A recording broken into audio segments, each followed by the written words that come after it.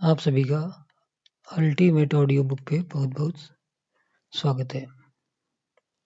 हम यहाँ पर बात कर रहे हैं एनसीईआरटी की एनसीईआरटी विश्व इतिहास के कुछ विषय, जो कि 11th क्लास की हिस्ट्री की बुक है।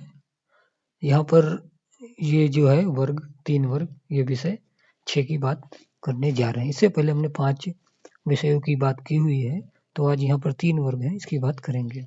आप हमारे चैनल को लाइक, शेयर और सब्सक्राइब जरूर करें। आइए शुरू करते हैं। इस अध्याय में हम 9वीं और 16वीं सदी के मध्य पश्चिमी यूरोप में होने वाले सामाजिक, आर्थिक एवं राजनीतिक परिवर्तनों के बारे में पढ़ेंगे। कौन से? सामाजिक, आर्थिक एवं राजनीतिक, ये जो परिवर्तन होंगे इनके बारे में हम पढ़ेंगे। रोमन साम्राज्य के पतन के पश्चात पूर्वी एवं मध्य यूरोप के अनेक जर्मन मूल के समूहों ने इटली, स्पेन और फ्रांस के क्षेत्रों पर अधिकार कर लिया। किसने? रोमन साम्राज्य के पतन के पश्चात किसने? इटली, स्पेन और फ्रांस ने। किसी फ्रांस के क्षेत्रों पर किसने अधिकार कर लिया? जर्मन मूल के समूहों ने। याद रखना। किसी भी संगठित राजनीतिक बल के अभाव में प्रायः युद्ध होते थे और अपनी भूमि की रक्षा के लिए संसाधन जुटाना अति आवश्यक हो गया था। इस प्रकार से सामाजिक ढांचे का केंद्र बिंदु पर भूमि पर नियंत्रण था। इसकी विशेषताएं जर्मन रीति रिवाजों और शाही रोम की परंपराओं से ली गई थी। ईसाई धर्म, जो चौथी सदी से रोमन साम्राज्य का राजकीय धर्म था, रोम के पतन के पश्चात भी बचा रहा और धीरे धीरे मध्य और उत्तरी यूरोप में फैल गया। चर्च भी यूरोप में एक मुख्य भूमिधारक और राजनीतिक शक्ति बन गया था। 3 वर्ग, जो इस अध्याय का केंद्र बिंदु है, से हमारा अभिप्राय 3 सामाजिक श्रेणियों से है। ये कौन से हैं? ईसाई, पादरी, भूमिधारक और अभिजात वर्ग और कृषक। इन 3 वर्गों के बीच बदलते संबंध कई सदियों तक यूरोप के इतिहास को गढ़ने वाले महत्वपूर्ण कारक थे। पिछले 100 वर्षों में यूरोपीय इतिहासकारों ने विविध क्षेत्रों के इतिहासों, यहाँ तक कि प्रत्येक गांव के इतिहास पर विस्तृत कार्य किया। ऐसा इसलिए संभव हो पाया क्योंकि भूस्वामित्व के विवरणों, मूल्यों और कानूनी मुकदमों जैसी बहुत सारी सामग्री दस्तावेजों के रूप में उपलब्ध थी। उदाहरण के लिए चर्चों में मिलने वाले जन्म, मृत्यु और विवाह के अभिलेखों की मदद से ही परिवारों और जनसंख्या की संरचना को समझा जा सका। चर्चों से प्राप्त अभिलेखों ने व्यापारिक संस्थाओं के बारे में सूचना दी और गीत व कहानियों द्वारा हमें त्योहारों और सामुदायिक गतिविधियों के बारे में बोध हुआ। इन सभी का उपयोग इतिहासकार द्वारा आर्थिक एवं सामाजिक जीवन, दीर्घकालीन जैसे जनसंख्या में वृद्धि अथवा अल्पकालीन जैसे कृषक विद्रोह परिवर्तनों को समझने में किया जा सकता है। सामंतवाद पर सर्वप्रथम काम करने वाले विद्वानों में से फ्रांस के एक मार्क ब्लॉक थे। कौन थे? मार्क ब्लॉक, जो कि 1886 से 1944 फ्रांस के विद्वानों के उस वर्ग में स्थित थे जिनका यह तर्क था कि इतिहास के विषय-वस्तु राजनीतिक इतिहास, अंतर्राष्ट्रीय संबंध और महान व्यक्तियों की जीवनियों से कुछ अधिक है। उन्होंने भूगोल के महत्व द्वारा मानव इतिहास को गढ़ने पर जोर दिया, जिससे कि लोगों के समूहों का व्यवहार और रुख समझा जा सके। ब्लॉक का सामंती समाज यूरोपियों, विशेषकर 900 से 1300 के मध्य फ्रांसीसी समाज के सामाजिक संबंधों और श्रेणियों, भूमि प्रबंधन और उस काल की जन संस्कृति का असाधारण विवरण देता है। द्वितीय विश्व युद्ध में नाजियों द्वारा गोली मारकर हत्या करने के कारण उनके द्वारा किए जा रहे शोध व अध्यापन कार्य पर अचानक ही विराम लग गया। मध्यकालीन युग, यह शब्द 5वीं और 15वीं सदी के मध्य यूरोपीय इतिहास को इंगित करता है, यानी कि आप मध्यकालीन को ऐसे डिफाइन कर सकते हैं। सामंतवाद का परिचय। इतिहासकारों द्वारा सामंतवाद फ्यूडलिज्म शब्द का प्रयोग मध्यकालीन यूरोप के आर्थिक, विधिक, राजनीतिक और सामाजिक संबंधों का वर्णन करने के लिए किया जाता रहा है। तो यहाँ पर यह है, यह जर्मन शब्द फ्यूड से बनाया, फ्यूडलिज्म, जिसका अर्थ है एक भूमि का टुकड़ा, और यह एक ऐसे समाज को इंगित करता है जो मध्य फ्रांस और बाद में इंग्लैंड और दक्षिणी इटली में भी विकसित हुआ। ये इसका मैप है, हमारी जो पश्चिमी यूरोप है उसका मानचित्र दिया हुआ है। यहाँ पर नॉर्दर्न में स्कॉटलैंड के यहाँ पर पूर्व में आपको उत्तर सागर मिलेगा, फिर स्कॉटलैंड के दक्षिण में इंग्लैंड, यहाँ पर राजधानी लंदन, फिर यहाँ इंग्लिश चैनल आपको दिखाई देगा, पुर्तगाल का यहाँ पर था, ठीक है, Madrid Spain, Gaul, Saint Denis Paris, Bingen Burgundy, ये पूरा का पूरा जर्मन साम्राज्य है, यानी जर्मन राज्य है। वियना ऑस्ट्रिया, एडियाट्रिक सी, रोम इटली के राज्य, सिसिली, कोस्का सार्डिनिया, और यहाँ पर आपको इसके नीचे सिसिली के नीचे भूमध्य सागर दिखाई दे रहा होगा। फिर उसके बाद अफ्रीका महाद्वीप मिलेगा। आर्थिक संदर्भ में सामंतवाद एक तरह से कृषि उत्पादन को इंगित करता है, जो सामंत यानी लॉर्ड और कृषकों पीजेंट्स के संबंधों पर आधारित है। कृषक अपने खेतों के साथ साथ लॉर्ड के खेतों पर कार्य करते थे। कृषक लॉर्ड को श्रम सेवा प्रदान करते थे और बदले में वे उन्हें सैनिक सुरक्षा देते थे। इसके साथ साथ लॉर्ड के कृषकों पर व्यापक न्यायिक अधिकार भी थे। इसीलिए सामंतवाद ने जीवन के न केवल आर्थिक बल्कि सामाजिक और राजनीतिक पहलुओं पर भी अधिकार कर लिया। यद्यपि इनकी जड़ें रोमन साम्राज्य में विद्यमान प्रथाओं और फ्रांस के राजा शॉर्लेमेन के काल में पाई गई, तथापि ऐसा कहा जाता है कि जीवन के सुनिश्चित तरीके के रूप में सामंतवाद की उत्पत्ति यूरोप के अनेक भागों में 11वीं सदी के उत्तरार्ध में हुई। फ्रांस और इंग्लैंड। गॉल था जो रोमन साम्राज्य का एक प्रांत था, में दो विस्तृत तट रेखाएं, पर्वत श्रेणियां, लंबी नदियां, वन और कृषि करने के लिए उपयुक्त विस्तृत मैदान थे। जर्मनी की एक जनजाति फ्रैंक्स ने गॉल को अपना नाम देकर उसे फ्रांस बना दिया। 6वीं सदी से यह प्रदेश फ्रैंकिश अथवा फ्रांस के ईसाई राजाओं द्वारा शासित राज्य था। फ्रांसीसियों के चर्च के साथ प्रगाढ़ संबंध थे, जो पोप द्वारा राजा शॉर्लेमेन से समर्थन प्राप्त करने के लिए उसे पवित्र रोमन सम्राट की उपाधि दिए जाने पर और अधिक मजबूत हो गए। कुस्तुनतुनिया में रहने वाले पूर्वी चर्च के प्रधान भी बाइजेंटियम के सम्राट के साथ समान संबंध थे। एक सक्रिय जल मार्ग पर स्थित इंग्लैंड स्कॉटलैंड द्वीपों को 11वीं सदी में फ्रांस के एक प्रांत नारमंडी के राजकुमार द्वारा जीत लिया गया था। फ्रांस का प्रारंभिक इतिहास। 481 में क्लोविस फ्रैंक लोगों का राजा बना। 486 ईस्वी में क्लोविस और फ्रैंक ने उत्तरी गॉल पर विजय अभियान प्रारंभ किया। 496 में क्लोविस और फ्रैंक लोग धर्म परिवर्तन करके ईसाई बने। 714 ईस्वी में चार्ल्स मार्टल राजमहल का मेयर बना। 751 मार्टल का पुत्र पेपिन फ्रैंक लोगों के शासक को अपदस्थ करके शासक बना और उसने एक अलग वंश की स्थापना की। विजय अभियानों ने राज्य का आकार दुगना कर दिया। 768 पेपिन का स्थान उसके पुत्र शॉर्लेमेन चार्ल्स मान द्वारा लिया गया। 800 पोप लियो III ने शॉर्लेमेन को पवित्र रोमन सम्राट का ताज पहनाया गया। 840 से नॉर्वे से वाइकिंग लोगों के हमले हुए। 3 वर्ग। फ्रांसीसी पादरी इस अवधारणा में विश्वास रखते थे कि प्रत्येक व्यक्ति कार्य के आधार पर 3 वर्गों में से किसी एक का सदस्य होता है। एक बिशप ने कहा, यहाँ वर्ग क्रम में कुछ प्रार्थना करते हैं, दूसरे लड़ते हैं और शेष अन्य कार्य करते हैं। इस तरह समाज मुख्य रूप से 3 वर्ग, पादरी, अभिजात और कृषक वर्ग से बना था। 12वीं सदी में बिंगन के ओबेस हिल्डेगॉर्ड ने लिखा, कौन चरवाहा अपने समस्त पशुओं, गायों, गधों, भेड़ों, बकरियों को कोई अंतर किए बिना एक अस्तबल में रखने को सोचेगा। इसलिए मनुष्यों में भी अंतर स्थापित करना आवश्यक है, जिससे वे एक दूसरे को तबाह न करें।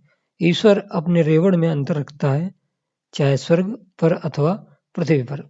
उसके द्वारा सबको प्यार मिलता है, परंतु उनमें कोई समानता नहीं है। आबे शब्द सीरिया के अबा से लिया गया है, जिसका अर्थ पिता है। एबी एबट या एबेस से संचालित था। दूसरा वर्ग, अभिजात वर्ग। पादरियों ने स्वयं को प्रथम वर्ग में तथा अभिजात वर्ग को दूसरे वर्ग में रखा था, परंतु वास्तव में सामाजिक प्रक्रिया में अभिजात वर्ग की महत्वपूर्ण भूमिका थी। ऐसा भूमि पर उनके नियंत्रण के कारण था। यह वैसलेज नामक एक प्रथा के विकास के कारण हुआ। फ्रांस के शासकों का लोगों से जुड़ाव एक प्रथा के कारण था जिसे वैसलेज कहते थे, और यह प्रथा जर्मन मूल के लोगों, जिनमें से फ्रैंक लोग भी एक थे, में समान रूप से विद्यमान थी। बड़े भूस्वामी और अभिजात वर्ग राजा के अधीन होते थे, जबकि कृषक भूस्वामियों के अधीन होते थे। अभिजात वर्ग राजा को अपना स्वामी, शाब्दिक अर्थ जिसका अर्थ है सीनियर, किसका? सेंगजुनर, इसका अर्थ है सीनियर, मान लेता। सेंगनर का सीनियर मान लेता था और वे आपस में वचनबद्ध होते थे। सेन्योर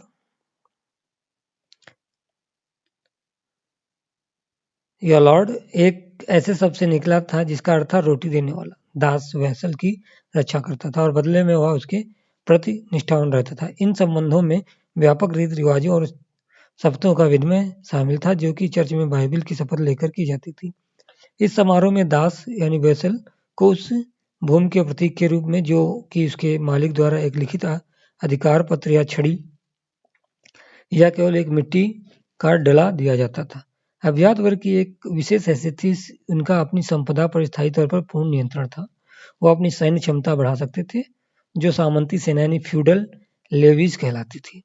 वे अपना स्वयं का न्यायालय लगा सकते थे और यहाँ तक कि वे अपनी मुद्रा भी प्रचलित कर सकते थे। वे अपनी भूमि पर बसे सभी व्यक्तियों के मालिक थे। वे विस्तृत क्षेत्रों के स्वामी थे, जिसमें उनके घर, उनके निजी खेत, जोत व चरागाह और उनके असामी कृषकों यानी टेनेंट पीजेंट के घर और खेत होते थे। उनका घर मेनर कहलाता था। उनकी व्यक्तिगत भूमि कृषकों द्वारा जोती जाती थी, जिनको आवश्यकता पड़ने पर युद्ध के समय पैदल सैनिकों के रूप में कार्य करना पड़ता था और साथ ही अपने खेतों पर भी काम करना पड़ता था। मेनर की जागीर। लॉर्ड का अपना मेनर भवन होता था। वह गांवों पर नियंत्रण रखता था। कुछ लॉर्ड अनेक गांवों के मालिक थे। किसी छोटे मेनर की जागीर में दर्जन भर और बड़ी जागीर में 50 या 60 परिवार हो सकते थे। प्रतिदिन के उपभोग की प्रत्येक वस्तु जागीर पर मिलती थी। अनाज खेतों में उगाए जाते थे। लोहार और बढ़ई लॉर्ड के औजारों की देखभाल और हथियारों की मरम्मत करते थे, जबकि राजमिस्त्री उनकी इमारतों की देखभाल करते थे। औरतें वस्त्र काटती एवं बुनती थी और बच्चे लॉर्ड की मदिरा संपीड़क में कार्य करते थे। जागीरों में विस्तृत अरण्य भूमि और वन होते थे, जहाँ लॉर्ड शिकार करते थे। उनके यहाँ चरागाह होते थे, जहाँ उनके पशु और घोड़े चरते थे। वहां पर एक चर्च और सुरक्षा के लिए एक दुर्ग होता था। 13वीं सदी के इंग्लैंड के मेनर की एक जागीर है। यहाँ पर कुछ एक मैप बना हुआ जागीर का। यहाँ पर ये देखिए, आप ऊपर से जब देखेंगे तो यहाँ ये जंगल दिखाई देगा आपको। फिर इसके बाद बेकार भूमि मिलेगी, बंजर है, ये सड़क बनी हुई है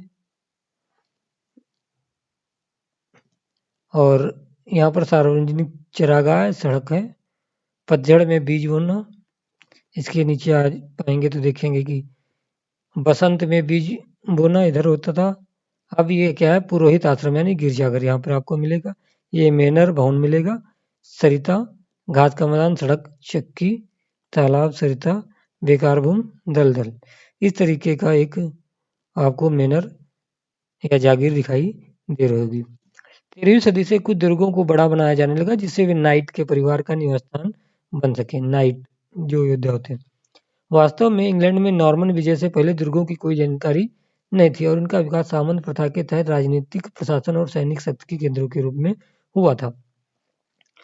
मेनर कभी भी आत्मनिर्भर नहीं हो सकते थे, क्योंकि उन्हें नमक, चक्की का पाट और धातु के बर्तन बाहर के स्रोतों से प्राप्त करने पड़ते थे। ऐसे लॉर्ड जो विलासी जीवन बिताना चाहते थे और महंगे साजो सामान, वाद्य यंत्र और आभूषण खरीदना चाहते थे जो स्थानीय जगहों पर उपलब्ध नहीं होते थे, ऐसी चीजों को इन्हें दूसरे स्थानों से प्राप्त करना पड़ता था। नाइट कौन है? 9वीं सदी से यूरोप में स्थानीय युद्ध प्रायः होते रहते। शौकिया कृषक सैनिक पर्याप्त नहीं थे और कुशल अश्व सेना की आवश्यकता थी। इसने एक नए वर्ग को बढ़ावा दिया जो नाइट्स कहलाते थे। वे लॉर्ड से उसी प्रकार संबंध थे जिसका लॉर्ड राजा से संबंध था। लॉर्ड ने नाइट को भूमि का एक भाग, जिसे फीफ कहा गया, दिया और उसकी रक्षा करने का वचन दिया। फीफ को उत्तराधिकार में पाया जा सकता था। यह 1000 से 2000 एकड़ या उससे अधिक में फैली हुई हो सकती थी, जिसमें नाइट और उसके परिवार के लिए एक पंचक्की और मदिरा संपीड़क के अतिरिक्त उसके परिवार के लिए घर, चर्च और उस पर निर्भर व्यक्तियों की रहने की व्यवस्था शामिल थी। सामंती मैनर फ्यूडल मैनर की तरह फीफ की भूमि को कृषक जोतते थे। बदले में नाइट अपने लॉर्ड को एक निश्चित रकम देता था और युद्ध में उसकी तरफ से लड़ने का वचन देता था।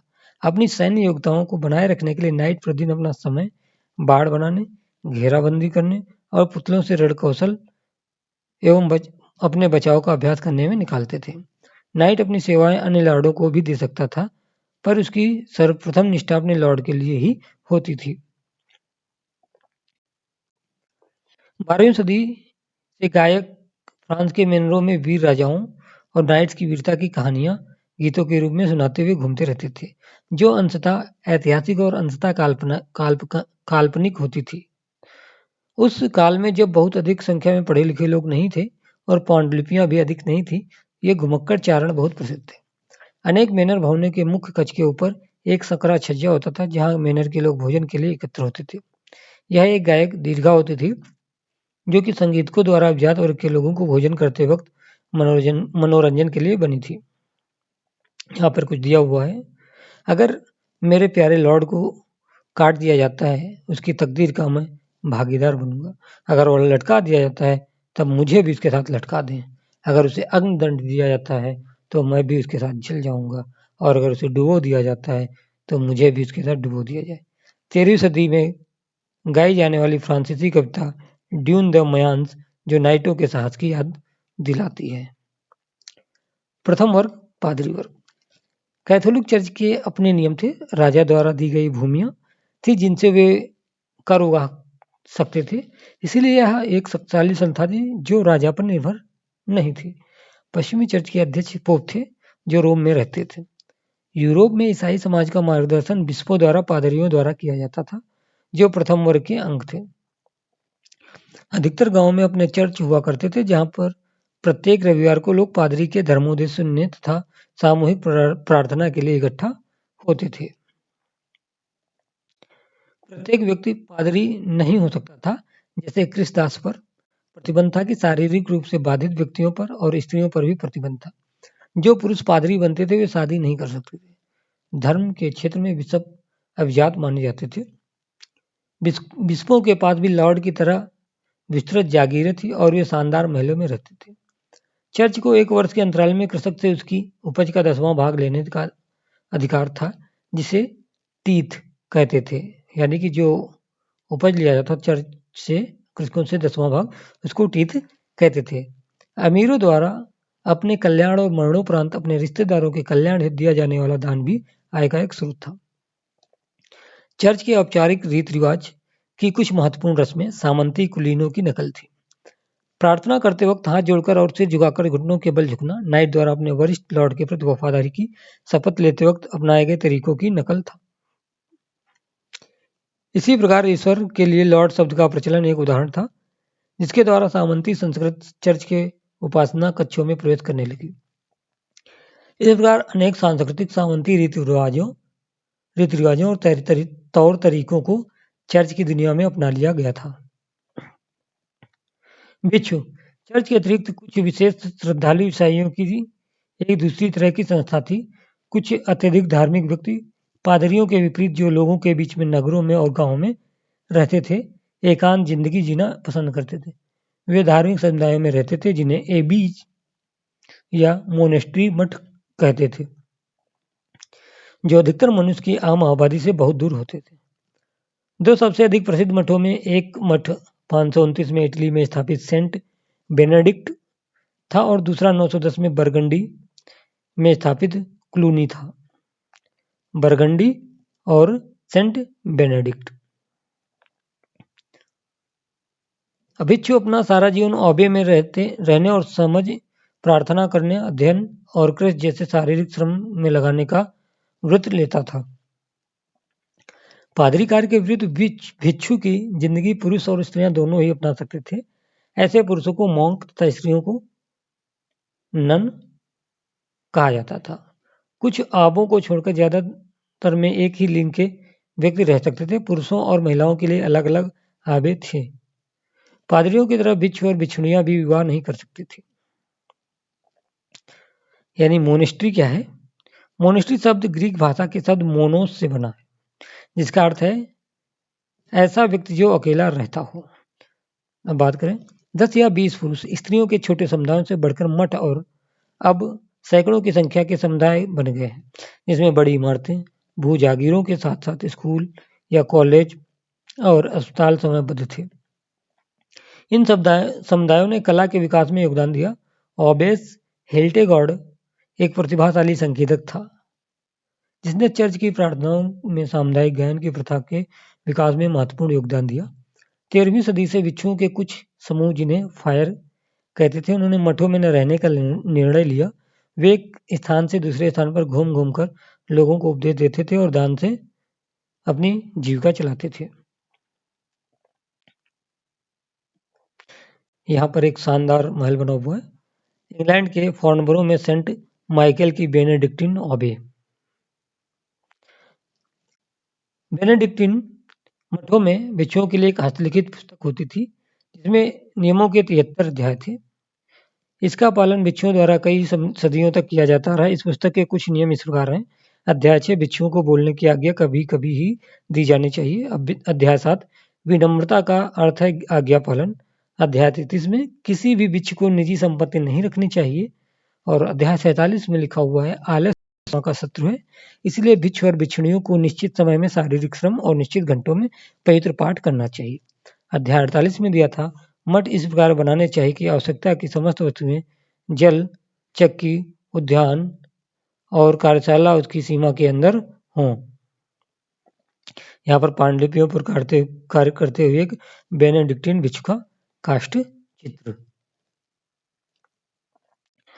14वीं सदी तक आते आते मठवाद के महत्व और उद्देश्य के बारे में कुछ संख्याएं व्याप्त होने लगी। इंग्लैंड में लेलैंड की कविता पियर्स प्लाउमैन 1360 से 1370 में कुछ भिक्षुओं के आरामदायक एवं विलासतापूर्ण जीवन की साधारण कृषकों, गडरियों और गरीब मजदूरों के लिए विशुद्ध विश्वास की तुलना की गई है।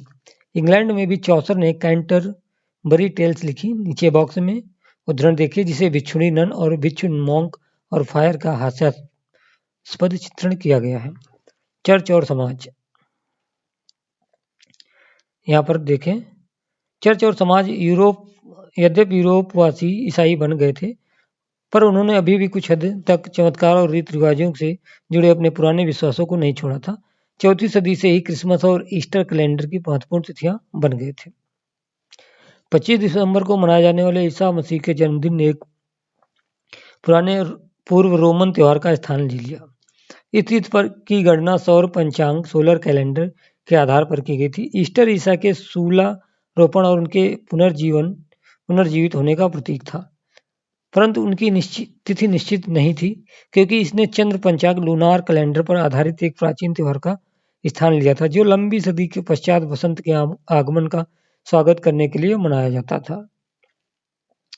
परंपरागत रूप से उस दिन प्रत्येक गांव के व्यक्ति अपने गांव की भूमि का दौरा करते थे। ईसाई धर्म के आने पर उन्होंने इसे जारी रखा। अब वे उसे ग्राम के स्थान पर पैरिश, एक पादरी की देखरेख में आने वाला क्षेत्र, कहने लगे।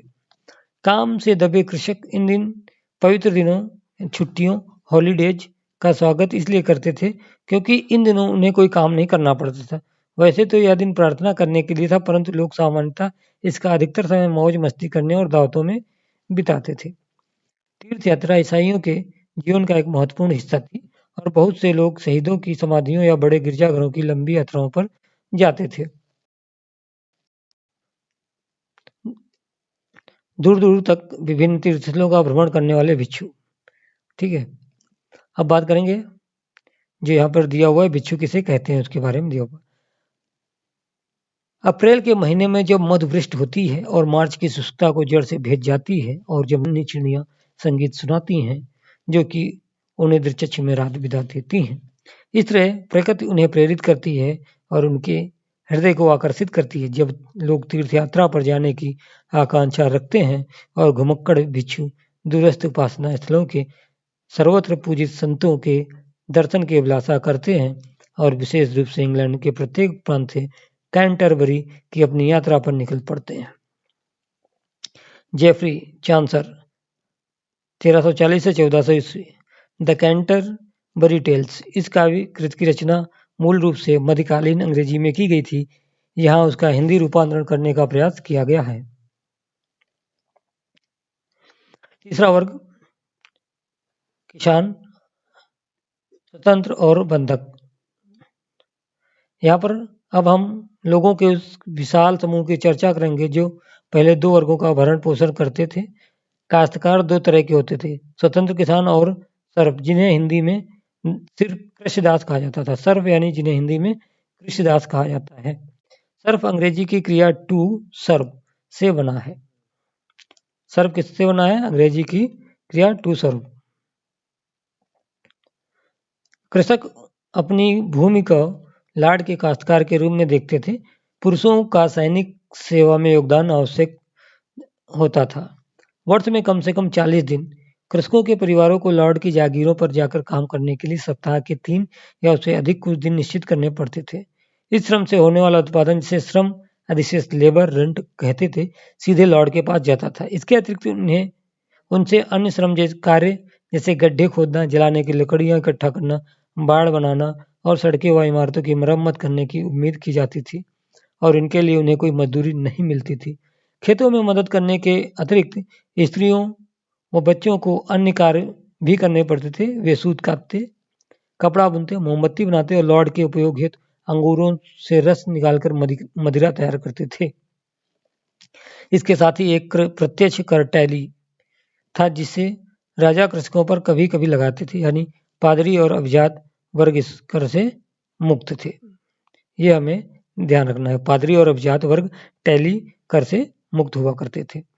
कृषिदास अपने गुजारे के लिए जिन भूखंडों पर कृषि करते थे वे लॉर्ड के स्वामित्व में थे, इसीलिए उनकी अधिकतर उपज भी लॉर्ड को ही मिलती थी।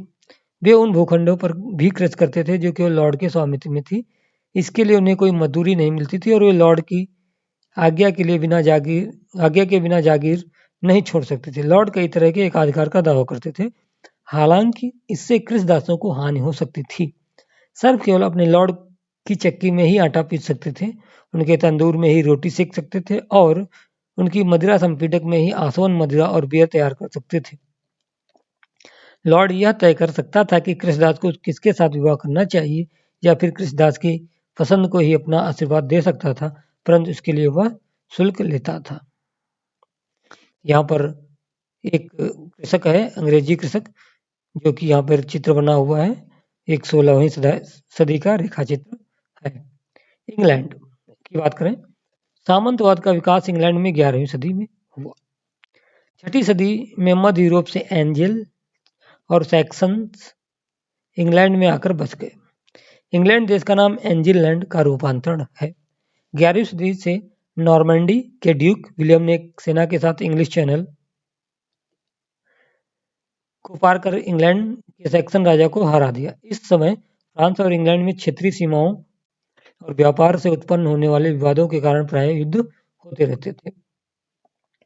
विलियम प्रथम ने भूमि नपवाई, उसके नक्शे बनवाए और उसे अपने साथ आए 180 नॉर्मन उपजातों में बांट दी। यही लॉर्ड राजा के प्रमुख काश्तकार बन गए थे, जिनसे वह सैन्य सहायता की उम्मीद करता था। वे राजा को कुछ नाइट देने के लिए बाध्य थे।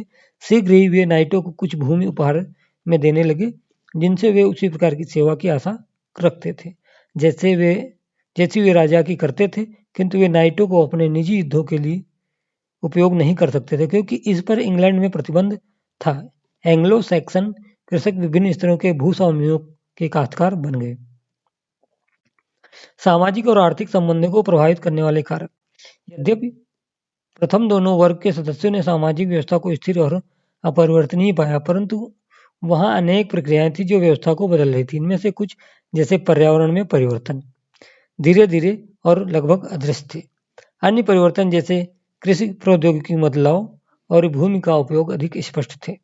लॉर्ड और सामंत के सामाजिक और आर्थिक संबंध इन परिवर्तनों से बने थे और इन्हें प्रभावित भी कर रहे थे। हम इन प्रक्रियाओं की बारी बारी से जांच करेंगे। पर्यावरण। 5वीं से 10वीं शताब्दी यानी 10वीं सदी तक यूरोप का अधिकांश भाग विस्तृत वनों से घिरा हुआ था, अतः कृषि के लिए उपलब्ध भूमि सीमित थी। इसके साथ ही अपनी परिस्थितियों से असंतुष्ट कृषक अत्याचार से बचने के लिए वहां से भागकर वनों में शरण ले सकते थे। इस समय यूरोप में तीव्र ठंड का दौर चल रहा था। इससे सर्दियां प्रचंड और लंबी अवधि की हो गई। फसलों का उपज काल छोटा हो गया और इसके कारण कृषि की पैदावार कम हो गई। 11वीं सदी से यूरोप में गर्माहट का दौर शुरू हो गया और औसत तापमान बढ़ गया, जिससे कृषि पर अच्छा प्रभाव पड़ा। कृषकों को कृषि के लिए अब लंबी अवधि मिलने लगी। मिट्टी पर पाले का असर कम होने के कारण आसानी से खेती की जा सकती थी। पर्यावरण इतिहासकारों का कहना है कि इससे यूरोप के अनेक भागों के वन क्षेत्रों में उल्लेखनीय कमी हुई। फलस्वरूप कृषि भूमि का विस्तार हुआ। भूमि का उपयोग। प्रारंभ में कृषि प्रौद्योगिकी बहुत आदिम किस्म की थी। कृषक को मिलने वाली यांत्रिक मदद केवल बैलों की जोड़ी से चलने वाला लकड़ी का हल था। यह हल केवल पृथ्वी की सतह को खुरच ही सकता था। यह भूमि की प्राकृतिक उत्पादकता को पूरी तरह बाहर निकाल पाने में असमर्थ था। इसलिए कृषि में अत्यधिक परिश्रम करना पड़ता था। भूमि को प्राय 4 वर्ष में एक बार हाथ से खोदा जाता था और उसमें अत्यधिक मानव श्रम की आवश्यकता होती थी। साथ ही फसल चक्र के एक प्रभावहीन तरीके का उपयोग हो रहा था। भूमि को 2 भागों में बांट दिया जाता था। एक भाग में शरद ऋतु में सर्दी का गेहूं बोया जाता था, जबकि दूसरी भूमि को परती या खाली रखा जाता था। अगले वर्ष परती भूमि पर राई बोई जाती थी, जबकि दूसरा आधा भाग खाली रखा जाता था। इस व्यवस्था के कारण मिट्टी की उर्वरता का धीरे धीरे ह्रास होने लगा और प्रायः अकाल पड़ने लगे। दीर्घकालिक कुपोषण और विनाशकारी अकाल बारी बारी से पड़ने लगे, जिससे मरीजों के लिए जीवन अत्यंत दुष्कर हो गया। इन कठिनाइयों के बावजूद लॉर्ड अपनी आय को अधिकतम करने के लिए उत्सुक रहते थे। हालांकि भूमि के उत्पादन को बढ़ाना संभव नहीं था, इसलिए कृषकों को मेनरों की जागीरें, मेनोरियल स्टेट की समस्त भूमि को कृषिगत बनाने के लिए बाध्य होना पड़ता था और इस कार्य को करने के लिए उन्हें नियमानुसार निर्धारित समय से अधिक समय देना पड़ता था। कृषक इस अत्याचार को चुपचाप नहीं सहते थे। चूंकि वे खुलकर विरोध नहीं कर सकते थे, इसलिए उन्होंने निष्क्रिय प्रतिरोध का सहारा लिया। वे अपने खेतों पर कृषि करने में अधिक समय लगाने लगे और उस मेहनत का अधिकतर उत्पादन अपने लिए रखने लगे। वे बेगार करने से बचने लगे। चरवाहों व वन भूमि के कारण उनका उन लॉर्डों के साथ विवाद होने लगा। लॉर्ड इस भूमि को अपनी व्यक्तिगत संपत्ति समझते थे, जबकि कृषक इसको संपूर्ण समुदाय द्वारा उपयोग की जाने वाली साझा संपदा मानते थे। नई कृषि प्रौद्योगिकी। 11वीं सदी तक विभिन्न प्रौद्योगिकियों में बदलाव के प्रमाण मिलते हैं।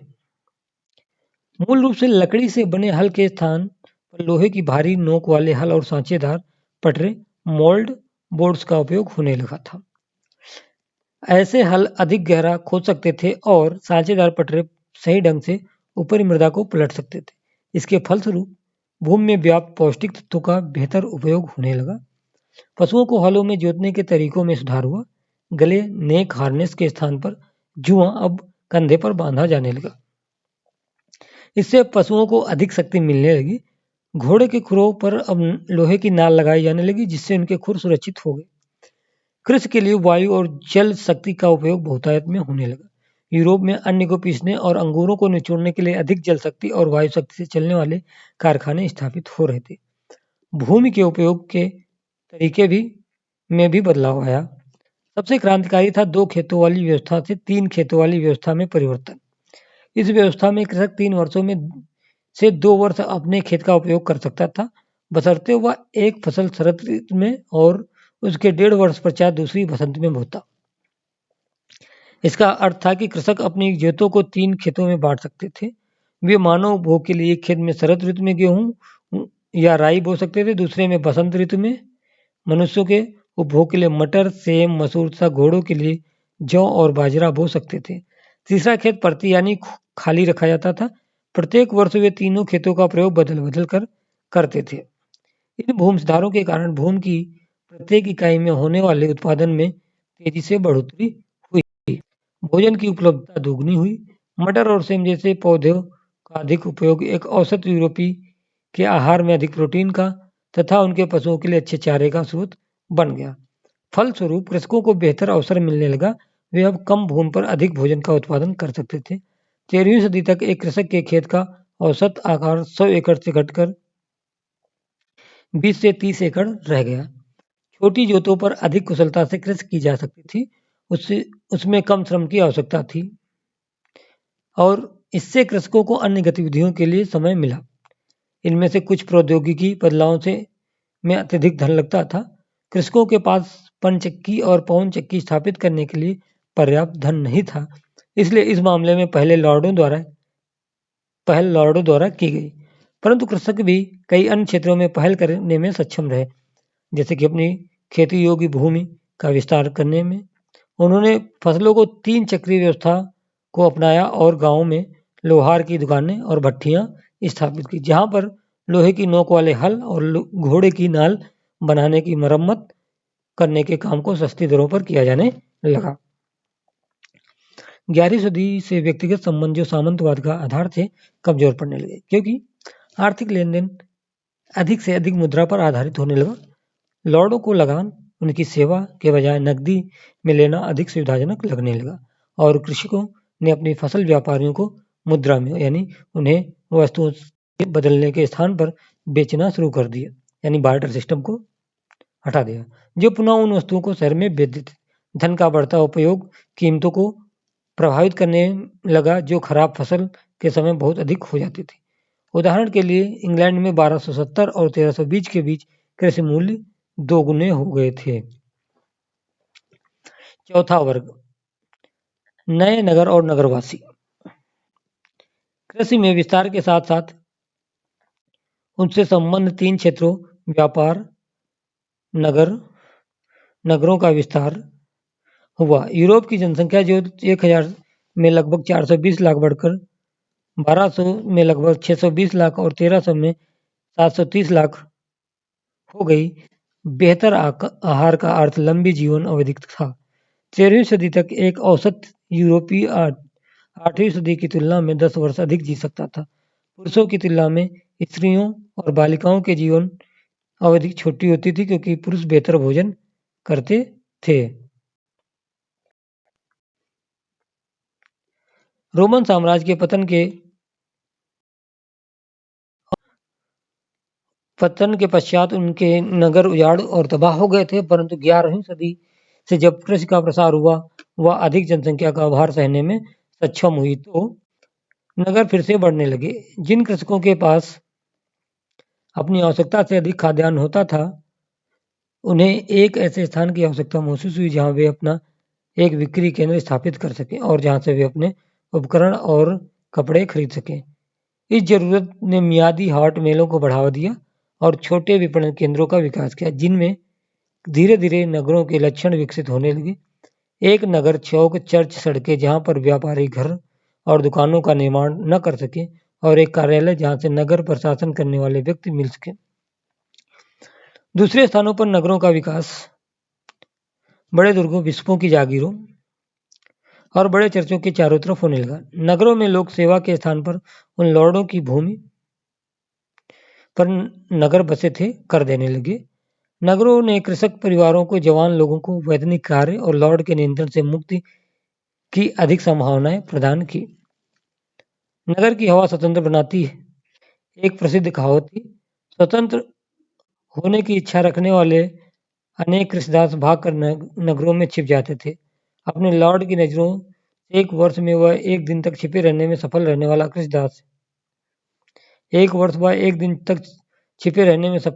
कृषिदास एक स्वाधीन नागरिक बन जाता था। नगरों में रहने वाले अधिकतर व्यक्ति या तो स्वतंत्र कृषक या भगोड़े कृषिदास थे, जो कार्य की दृष्टि से अकुशल श्रमिक होते थे। दुकानदार और व्यापारी बहुतायत में थे। बाद में विशिष्ट कौशल वाले व्यक्तियों जैसे साहूकार और वकीलों की आवश्यकता हुई। बड़े नगरों की जनसंख्या लगभग 30,000 होती थी। यह कहा जा सकता था कि उन्होंने समाज में एक चौथा वर्ग बना लिया था। आर्थिक संस्था का आधार श्रेणी यानी गिल्ड था।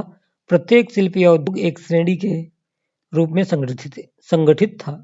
यह एक ऐसी संस्था थी जो उत्पाद की गुणवत्ता, उसके मूल्य और बिक्री पर नियंत्रण रखती थी।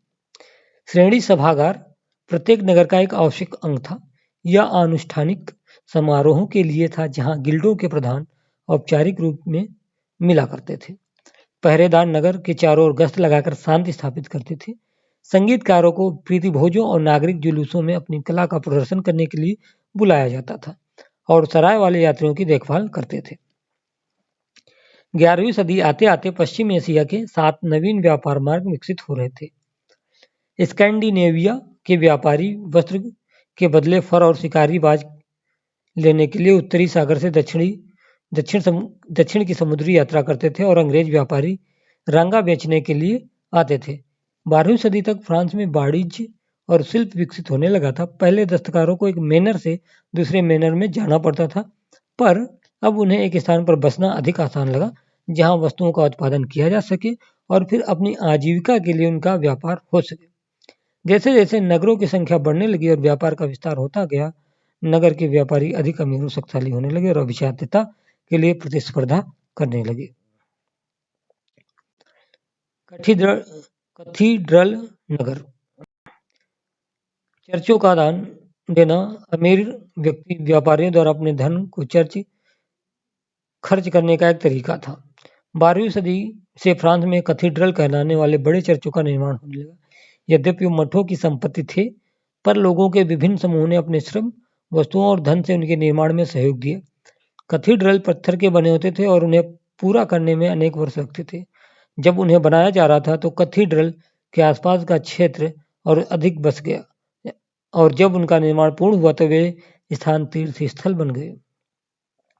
इस प्रकार उनके चारों तरफ छोटे नगर विकसित हुए। कैथीड्रल इस प्रकार बनाए गए थे कि पादरी की आवाज लोगों के जमा होने वाले सभागार में साफ सुनाई पड़ सके और भिक्षुओं का गायन भी अधिक मधुर सुनाई पड़े। साथ ही लोगों को प्रार्थना के लिए बुलाने वाली घंटियां दूर तक सुनाई पड़े। खिड़कियों के लिए अभिरंजित कांच का प्रयोग होता था। दिन के वक्त सूरज की रोशनी उन्हें कैथीड्रल के अंदर के व्यक्तियों के लिए चमकदार बना देती थी और सूर्यास्त के समय मोमबत्तियों की रोशनी उन्हें बाहर के व्यक्तियों के लिए दृश्यमान बनाती थी। अभिरंजित कांच की खिड़कियों पर बने चित्र बाइबल की कथाओं का वर्णन करते थे, जिन्हें अनपढ़ व्यक्ति भी पढ़ सकते थे। यह है कैथीड्रल यानी सॉल्सबरी कैथीड्रल, इंग्लैंड का एक चित्र यहाँ पर प्रस्तुत किया गया है। दावत के दिनों में हमारे द्वारा अक्सर अनुभव की जाने वाली कमी, जगह की संकीर्णता, अत्यधिक यंत्रणा और शोर के कारण भागकर स्त्रियों का पुरुषों के सिरों पर के ऊपर स्थित वेदिका पर चले जाना, ये सब कुछ ऐसे कारण थे कि हमने पवित्र चर्च को विस्तृत एवं व्यापक बनाने का निर्णय लिया। विभिन्न क्षेत्रों से आए अनेक विशेषज्ञों के अति कुशल हाथों से तरह तरह की शानदार नई खिड़कियों की पुताई कराई, क्योंकि ये खिड़कियां अपने अद्भुत निष्पादन और बहुत महंगे रंजित व सफायर कांच के कारण बहुत ही मूल्यवान थी। इसलिए उनकी रक्षा के लिए हमने एक सरकारी प्रधान शिल्पकार और स्वर्णकार की नियुक्ति की। वे अपनी तनख्वाह वेदिका से सिक्कों के रूप में और आटा अपने भाई बंधुओं के सार्वजनिक भंडार से ले सकते थे। वे उन कला वस्तुओं की देखरेख के कर्तव्यों की उपेक्षा कभी नहीं कर सकते थे।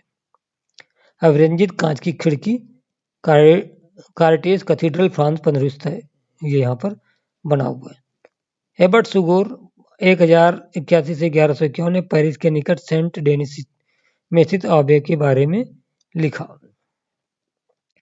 14वीं सदी का संकट। 14वीं सदी की शुरुआत तक यूरोप का आर्थिक विस्तार धीमा पड़ गया। ऐसा 3 कारकों से हुआ। अब ये 3 कारक कौन है? 3 कारक से हुआ। उत्तरी यूरोप में 13वीं सदी के अंत तक पिछले 300 वर्षों की तेज ग्रीष्म ऋतु का स्थान तीव्र ठंडी ग्रीष्म ऋतु ने ले लिया।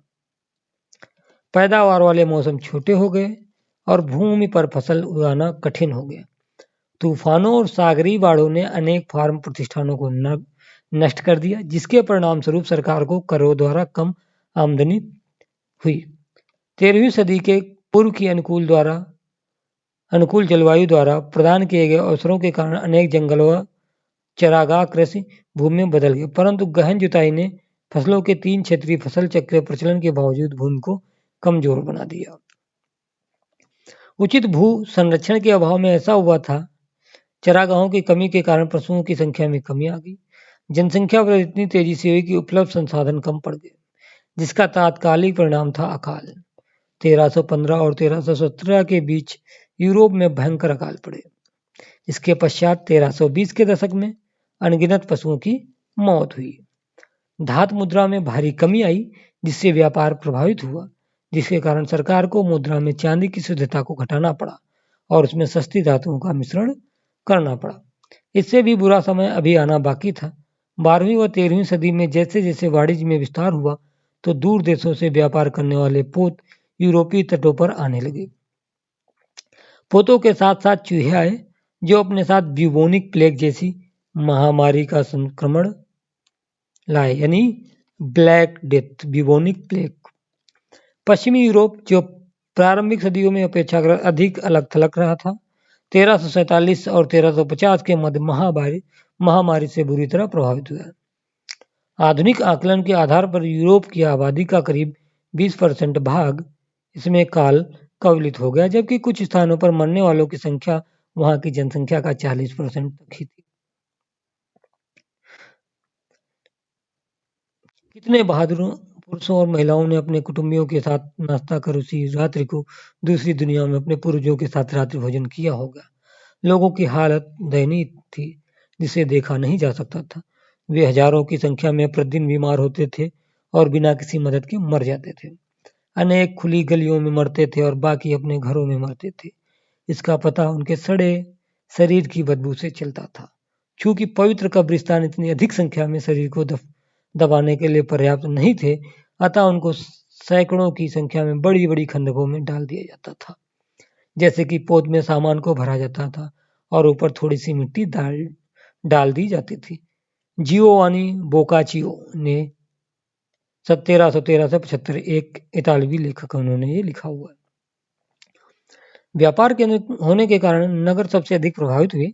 बंद समुदाय में जैसे मठों और आश्रमों में जब एक व्यक्ति की प्लेग की चपेट में आ जाता था, तो सबको इससे बीमार होने में देर नहीं लगती थी और लगभग प्रत्येक मामले में कोई भी नहीं बचता था। प्लेग शिशुओं, युवाओं और बुजुर्गों को सबसे अधिक प्रभावित करता था। इस प्लेग के पश्चात 1360 और 1370 में प्लेग की अपेक्षाकृत छोटी घटनाएं हुई। यूरोप की जनसंख्या 1300 में 730 लाख से घटकर 1400 में 450 लाख हो गई।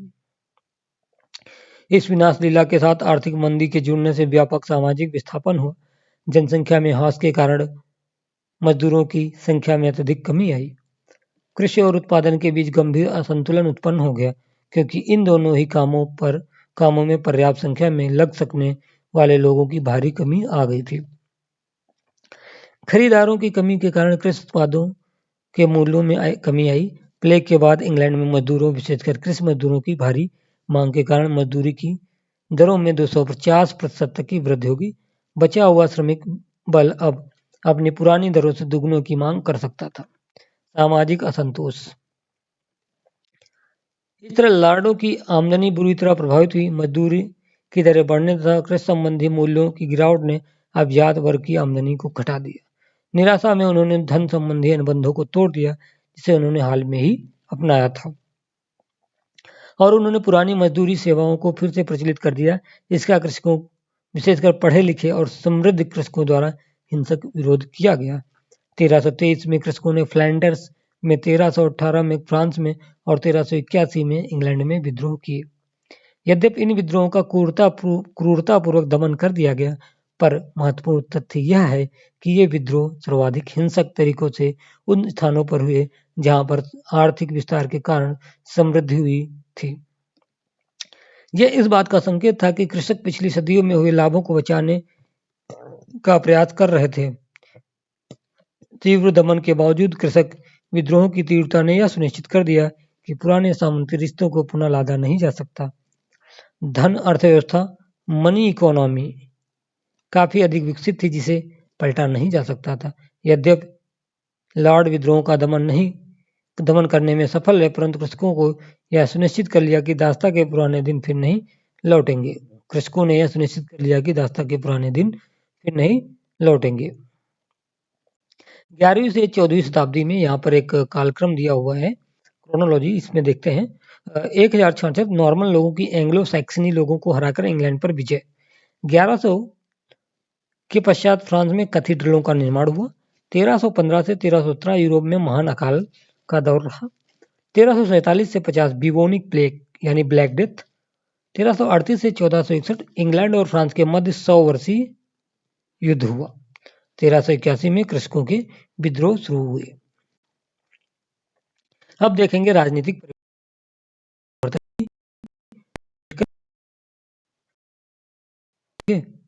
तो यहाँ पर पॉलिटिकल चेंजेज की बात करेंगे हम, तो देखते हैं कि किस प्रकार के राजनीतिक परिवर्तन हुए थे।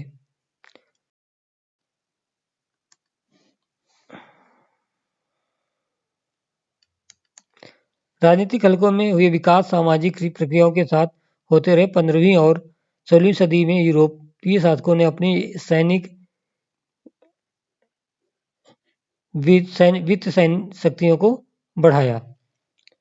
यूरोप के लिए उनके द्वारा बनाए गए शक्तिशाली राज्य उस समय होने वाले आर्थिक बदलावों के समान ही महत्वपूर्ण थे। इसी कारण इतिहासकारीन राजाओं को नए शासक द न्यू मोनार्क कहने लगे। फ्रांस में लुई 11वें, ऑस्ट्रिया में मैक्सिमिलियन, इंग्लैंड में हेनरी सप्तम और स्पेन में इसाबेला और फर्डिनेंड निरंकुश शासक थे, जिन्होंने संगठित स्थायी सेनाओं की प्रक्रिया, एक स्थायी नौकरशाही और राष्ट्रीय कर प्रणाली स्थापित करने की प्रक्रिया को शुरू किया। यानी कि यहाँ कहाँ पर फ्रांस में लुई 11वां, ऑस्ट्रिया में मैक्सिमिलियन, इंग्लैंड में हेनरी सप्तम और स्पेन में इसाबेला और फर्डिनेंड। स्पेन और पुर्तगाल ने यूरोप के समुद्र पार की विस्तार की नई संभावनाओं की शुरुआत की। 12वीं और 13वीं सदी में होने वाला सामाजिक परिवर्तन इन राजतंत्रों की सफलता का सर्वाधिक महत्वपूर्ण कारण था। जागीरदारी यानी वेसेलेज और सामंतशाही लॉर्डशिप वाली सामंत प्रथा के विलयन और आर्थिक विकास की धीमी गति ने इन शासकों को प्रभावशाली और सामान्य जनों पर अपने नियंत्रण को बढ़ाने का पहला मौका दिया। शासकों ने सामंतों से अपनी सेना के लिए कर लेना बंद कर दिया और उसके स्थान पर बंदूकों और बड़ी तोपों से सुसज्जित प्रशिक्षित सेना बनाई, जो पूर्ण रूप से उनके अधीन थी। अभिजात वर्ग का विरोध राजाओं की गोली के शक्ति प्रदर्शन के समझ टुकड़े टुकड़े हो गया। नए शासक यहाँ पर देखें तो इनका जो क्रोनोलॉजी है, कालक्रम है, 1461 से 1559 फ्रांस में नए शासक, 1774 से 1556 स्पेन में नए शासक, 1485 से 1547 इंग्लैंड में नए शासक। करों को बढ़ाने से शासकों को पर्याप्त राजस्व प्राप्त हुआ, जिससे वे पहले से बड़ी सेनाएं रख सके।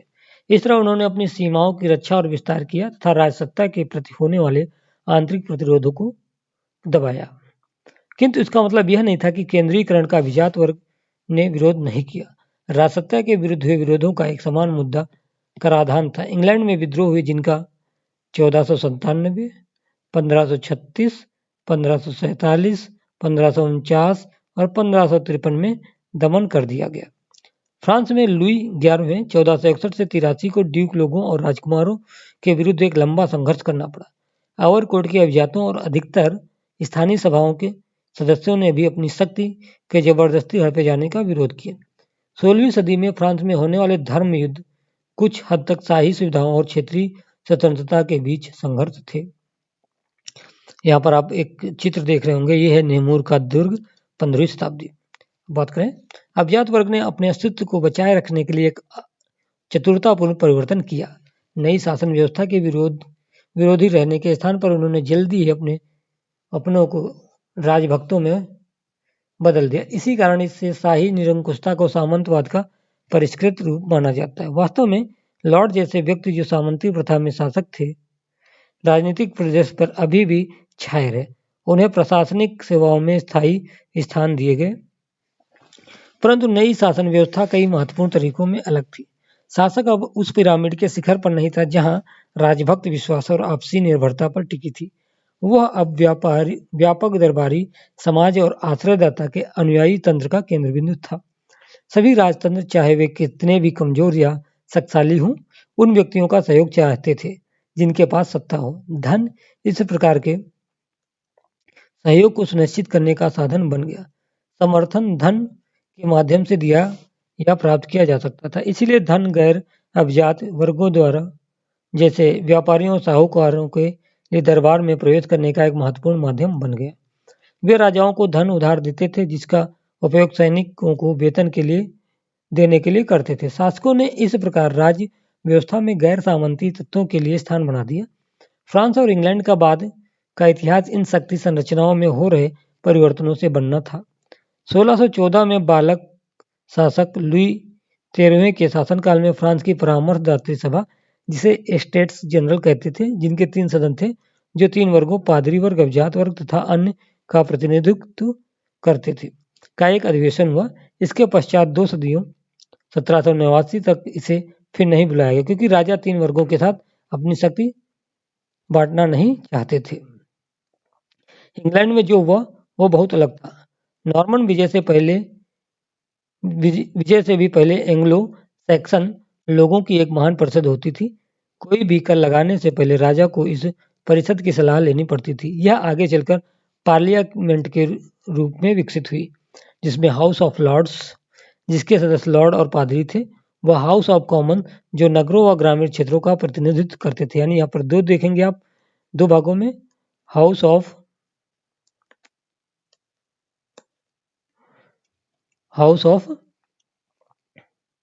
लॉर्ड्स और उसके बाद में आपको मिलेगा हाउस ऑफ कॉमन्स। तो ये 2 भागों में विभाजित हो गया था। अब हाउस ऑफ लॉर्ड्स में कौन कौन थे?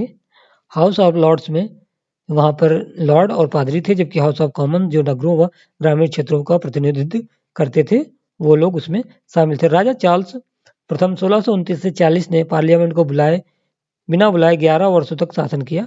एक बार जब धन की आवश्यकता पड़ने पर वो उसे बुलाने को बाध्य हुआ, तो पार्लियामेंट का एक भाग उसके विरोध में हो गया और बाद में उसे प्राणदंड देकर गणतंत्र की स्थापना की गई। परंतु यह व्यवस्था अधिक दिनों तक नहीं चल पाई और राजतंत्र की पुनः स्थापना हुई, परंतु इस शर्त पर कि अब पार्लियामेंट नियमित रूप से बुलाई जाएगी। वर्तमान में फ्रांस में गणतंत्री सरकार और इंग्लैंड में राजतंत्र है। इसका कारण यह है कि 17वीं सदी के दोनों राष्ट्रों के इतिहासों ने अलग अलग दिशाएं अपनाई। दोस्तों, हमें सुनने के लिए बहुत बहुत शुक्रिया, बहुत बहुत धन्यवाद। आप लोग हमारे साथ जुड़े रहें और ज़्यादा से ज़्यादा हमें सपोर्ट दें, लाइक शेयर और सब्सक्राइब करें, अपने दोस्तों के साथ भी शेयर करें। बहुत बहुत धन्यवाद।